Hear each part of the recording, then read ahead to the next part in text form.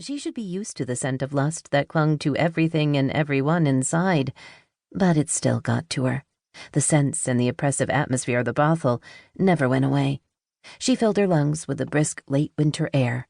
Lola trudged toward the glide station, the scents of the club still hovering around her like an aura.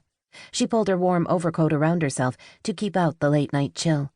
She'd followed the same routine for almost 2 years. Tomorrow she'd be back to work for another shift. She'd change into one of the slutty outfits she kept in her locker at work and clock in for her shift. For 12 hours, she'd ply the barflies with watered-down drinks and flirtatious looks while they waited for their choice of upstairs girl for the evening. She sighed, change clothes, clock in, serve drinks, rinse and repeat, 4 times a week. She'd work more, but that was the maximum number of shifts allowed to legal sex workers. The upstairs girls could only work 3 shifts a week. In the end, they didn't make much more than a really talented bar girl, which is what Lola was. Talented at separating her clients from their greenbacks, talented at titillation, teasing but not putting out. Every day brought her closer to reaching her financial goals, and the day she wouldn't have to walk home smelling like lust. The wind kicked up, and she pulled her coat closer, thankful she always changed into jeans and a t-shirt before leaving work, replacing the gravity-defying slut shoes she sported during her shift with practical, comfy sneakers. When she'd put the shoes on, her calves had relaxed in painful gratitude. She didn't notice the other establishments on Harry Hines anymore, lined up like department store windows filled with seasonal merchandise. Only these windows displayed the wares offered in the clubs. Young, nubile women, nude and scantily clad. Lola herself had once been a window girl. Her most memorable pose had been on an icy fake boulder, wearing a toga. She'd enticed the customers by slowly opening her costume to expose her tits and cooter to passers-by.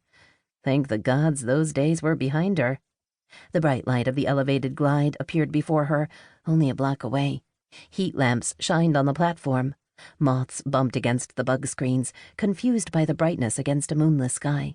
She climbed the concrete steps to the platform. A chill pricked at her skin, and she shivered in her coat. She frowned, uneasy, detecting something off about everything. She listened to the hum of the lights, the distant sounds of debauchery on the street below, and the pulsing rhythm of her heart. She didn't hear anything else, but knew she was being watched. Without moving her head, Lola took in her surroundings. She casually adjusted her knit cap with her right hand, and with her left she fingered the blade she kept strapped to her left leg. If something went wrong, she could defend herself.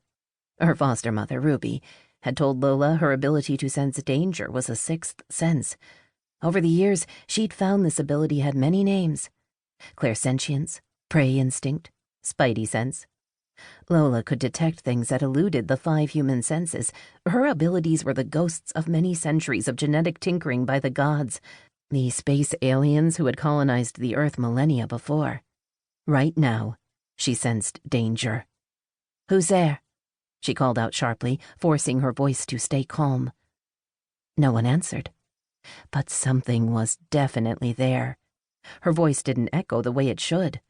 Somewhere above her, someone, or something, dangerous, blocked the sound of Lola's voice. She licked her lips nervously and steadied her breathing. She glanced at the moths crashing into the lights and tried to appear that she wasn't peering at the roof of the shelter to get a better look. As she got closer, she could tell the platform itself was deserted. Most brothel workers went home in auto cabs these days, either in groups or in singles. It didn't used to happen that way. It had started a few months earlier, after one of their own was abducted.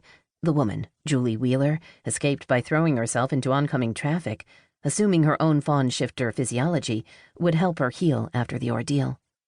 Sex workers now avoided traveling alone, but Lola found that after 12 hours of intense interaction with other people, she needed time to herself.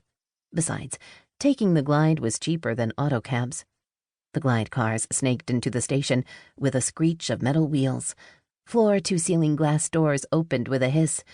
The car was empty, and Lola let out a breath she hadn't realized she'd been holding. She waited until the doors were about to close again before she hopped on the train. The world went by in a blur of dark shapes, highlighted with streaks of city lights. The glide car swayed, and Lola looked around to see if she was still alone. And she was. Completely alone.